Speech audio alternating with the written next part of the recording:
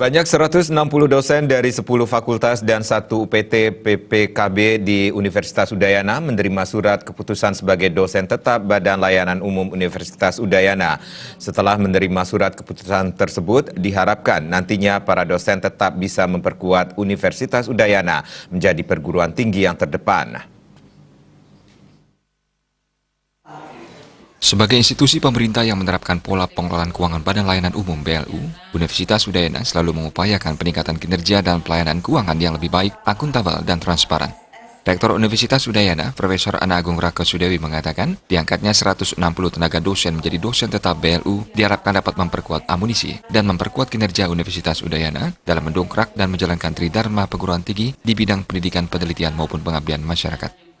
Diangkatnya, para dosen menjadi dosen tetap akan memberikan kesempatan bagi mereka mengurus nomor induk dosen NIDN sebagai salah satu peserta dosen BLU. Selain itu, dengan memiliki NIDN, karya jenjang dosen tersebut akan lebih pasti bagi dosen itu sendiri maupun peringkat Universitas Udayana. Para dosen yang sudah mendapatkan surat keputusan ini diharapkan segera mengurus NIDN melalui bagian sumber daya manusia dengan tetap mengacu Permendikti nomor 2 tahun 2016 tentang registrasi pendidik.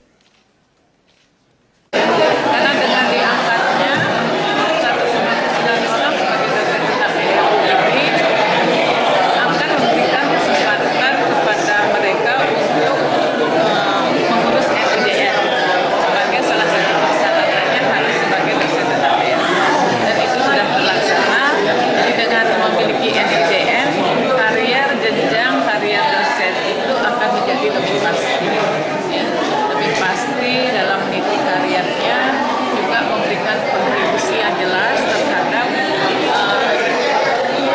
peringkat Universitas Udayana, baik di dalam peringkat Kemenristek maupun peringkat nasional atau internasional lainnya.